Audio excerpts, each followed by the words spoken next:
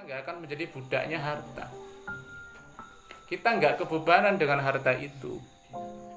Ya, kita nggak bekerja mati-matian untuk harta, tapi harta itu yang akan mengejar kita, dan harta itu yang akan menjadi budak kita, bukan kita jadi budaknya harta. Jadi jangan dibola. Assalamualaikum warahmatullahi wabarakatuh. Alhamdulillah wa syukurillah wassalatu wassalamu ala rasulillah la hawla wa la quwwata illa billah. Allahumma shalli ala sayyidina Muhammad wa ala alihi wa ashabihi ajma'in. Rabbi israh li sadri wa yassir li amri wahlul 'uqdatam min lisani yafqahu qawli. Amma ba'du. Waktu kultum yang sebentar kita meliterasi dua ayat surat dalam surat Ali Imran, ayat yang ke 14 sampai ayat 15. Saya kalau membaca ayat ini sedih ya. Antum kalau baca ini sedih nggak? Dada berdebar-debar. Ya. Kita baca ulang. A'udzu billahi minasyaitonir rajim.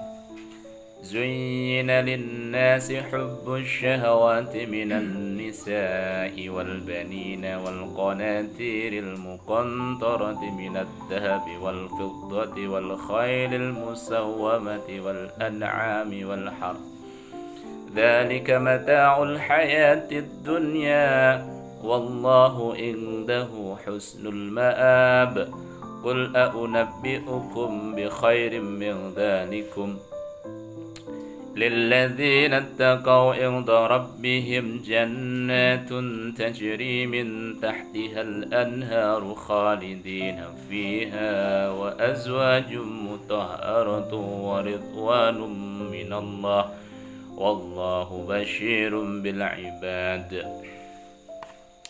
زين للناس حب الشهوات. Dijadikan terasa indah dalam pandangan manusia cinta terhadap apa yang diinginkan. Minan nisa berupa perempuan, wal banin anak-anak, wal qanatiril muqantarati minad dhahabi wal fiddati wal khailil musawwamati wal an'ami wal harth.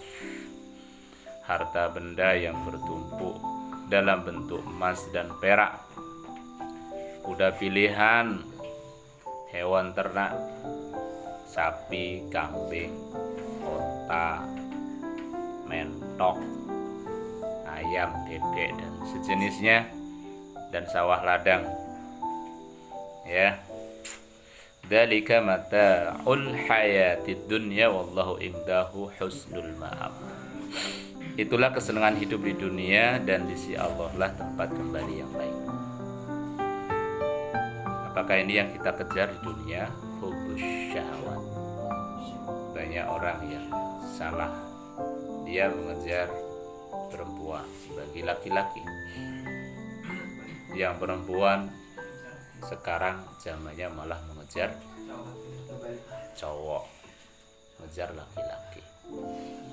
Karena mungkin terlalu bersemangat karena ada dasarnya nanti itu di akhir zaman sebelum hari kiamat jumlah perempuan itu lebih banyak daripada jumlah laki-laki. Maka zamannya sekarang kebolak-balik. Kalau dulu yang suka mengejar itu adalah laki-laki, sekarang yang suka mengejar perempuan. Apakah benar pernyataan ini? Wallahu alam. Tapi pernyataan yang pertama tadi terkait jumlah laki-laki dan perempuan, sekarang itu lebih banyak laki-laki di Indonesia. Di Indonesia itu ada 100, maka setiap perbandingan per 100 itu laki-laki itu kelebihan 1. Jadi kalau 101 laki-laki, maka ada 100 perempuan. di Indonesia, data real statistik ya, jumlah penduduk Indonesia. Jadi kalau pernyataan itu dijadikan dasar, ya saya kira kurang tepat. Kalau di sekarang ini akhir zaman, ya, tetapi belum tepat kalau dikatakan jumlah perempuan lebih banyak dari laki-laki, terutama di negara kita. Karena jumlah laki-laki itu kelebihan satu. Jadi Anda yang merasa jadi laki-laki, ketahuilah kalian ada yang tidak kumanan bojo suatu saat. Tapi bagi santri saya kira enggak ya. Kalau bagi santri itu saya kira santri itu mahal ya. Santri itu teramat mahal. Santri itu mutiara terpendam. Sayang kadang-kadang terpendam enggak kebuka ya. Jadi ya terus mendelep, enggak muncul-muncul. Itu. Jadi rahimahullah, enggak perlu mengejar lawan jenis yang untuk menuruti keinginan dikatakan sebagai hubbus syahwat. Tidak perlu. Harta benda juga merupakan ujian. Apalagi yang kita punya rumah, kita punya hewan, semuanya itu adalah ujian. Sedangkan kematian itu satu kepastian. Sayang sekali ada yang kebolak-balik. Orang yang mati, dia terpenjara dalam kuburnya. Dia menyesali apa yang telah mereka kejar di waktu hidup di dunia. Nyesel sekali. Kenapa yang dikejar itu satu hal yang tidak pasti. Dan kenapa itu hubbus syahwat, yang sampai mendarah daging menjadi hubbud dunya, cinta kepada dunia, takut kepada mati. Ketika mati beneran, nyesel. Apa kebaliknya? Orang yang masih hidup, ya, tidak mampu mengambil pelajaran dari orang-orang yang sudah mati, sehingga dia tetap saja berjalan pada syahwatnya. Dia mengejar yang seharusnya dia tidak kejar. Apa yang kita kejar sebenarnya? Kita harus mencapai titik bagaimana kita bisa limardotillah, bagaimana kita bisa mendapatkan ridhonya Allah.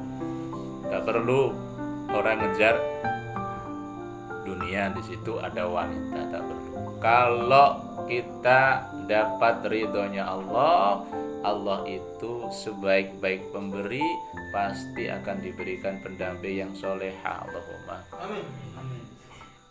Karena biasanya orang yang ngejar perempuan itu bukan karena cinta, tapi karena apa? Syahwat. Cinta itu suci, cinta itu tidak bisa dibohongi. Cinta itu murni, datangnya dari Allah, pemberian Allah, Allah yang maha suci, Allah yang maha pemberi. Pasti akan digadukkan, bahasa Jawanya. Pasti akan ditemukan, dan itulah sebaik-baik pemberian, yaitu pemberiannya Allah. Karena kalau ngejar terus, mohon maaf, syahwat, jangan sampai itu dibungkus oleh agama. Jangan sampai syahwat dibungkus oleh dakwah. Ya, jangan sampai syahwat dibungkus oleh ayat-ayat. Tidak perlu. Karena cinta sekali lagi itu tumbuh suci. Ya, limardotillah itu yang harus kita kejar. Harta pun juga demikian, tidak perlu kita kejar, tetapi kita ikhtiarkan. Apa yang terjadi kalau kita mengejar limardotillahnya, kemudian di situ ada harta yang mengikutinya? Enak, kita nggak akan menjadi budaknya harta. Kita nggak kebebanan dengan harta itu. Ya, kita nggak bekerja mati-matian untuk harta, tapi harta itu yang akan mengejar kita, dan harta itu yang akan menjadi budak kita, bukan kita jadi budaknya harta. Jadi jangan dibolak-balik. Hal yang sudah jelas itu sudah jangan dikaburkan. Apa? Dunia ini sederhana, simpel. Kita ini masih hidup dan kita pasti mati. Kepastian itu. Yang kedua, kita itu hidup dan pasti diberikan rezeki. Kepastian itu. Maka nggak perlu ngoyo-ngoyo untuk kemudian gebres sana sini, meninggalkan kewajiban sholat 5 waktu, ditinggalkan jamaah, ditinggalkan ya sampai nggak sholat untuk mengejar rezeki. Padahal rezeki itu sudah jaminan. Mbok antum sholat nggak sholat, kalau sudah jatahnya sudah. Nggak perlu sampai senggol sana senggol sini, kemudian sikut kanan sikut kiri, menjatuhkan temen ya. Nggak perlu. Kenapa? Karena rezeki itu nggak mungkin nyasar. Kita hidup itu pasti jaminannya rezeki itu kepastian. Ngapain kita ngejar yang nggak pasti? Jodoh itu juga kepastian, baik itu di dunia maupun di akhirat. Belum tentu mas kalau antum berjodoh di dunia, berjodoh di akhirat. Kenapa? Karena mungkin juga istri itu adalah ujian. Belum tentu. Tapi orang pasti punya jodoh. Kenapa? Perhatikan ayat selanjutnya. Katakanlah, maukah aku kabarkan kepadamu apa yang lebih baik daripada yang demikian itu? Apa yang lebih baik daripada hubbus syahwat? Yang lebih baik daripada hubbud dunia? Bagi orang-orang yang bertakwa di sisi Tuhan mereka, surga-surga yang mengalir di bawahnya sungai-sungai. Surga loh. Ya, mereka kekal di dalamnya, kekal loh. Tidak terbatas loh ya. Umurnya ndak ada loh ya. Karena saking tidak bisa dibayangkan itu umur itu nggak ada. Pokoknya kekal, ndak mati, bahagia ya kekal, ya surga ya kekal. Dan pasangan-pasangan yang suci, loh sampai mati gurung duwe bojo, dipastikan oleh bojo.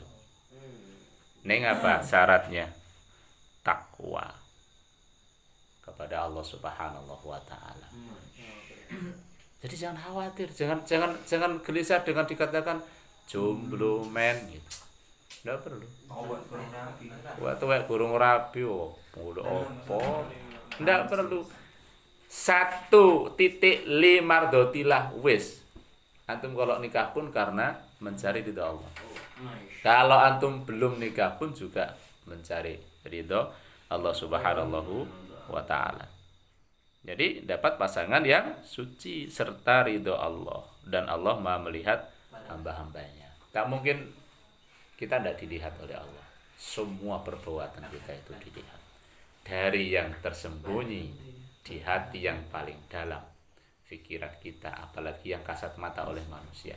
Semua dalam bantuan Allah Subhanahu wa taala. Ini tolong sadari. Saya demikian, antum pun demikian. Jadi jangan kejar yang tidak jelas. Semua sudah sangat jelas.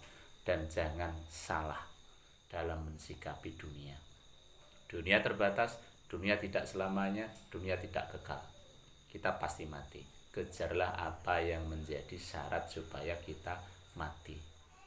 Dengan husnul khatimah. Jadi kuncinya apa? Mardhatillah. Mudah-mudahan kita semuanya diberikan oleh Allah ridho. Allahumma amin. Rabbana innana amanna faghfir lana dzunubana wa qina adzabannar. Allahumma amin. Wassalamualaikum warahmatullahi wabarakatuh.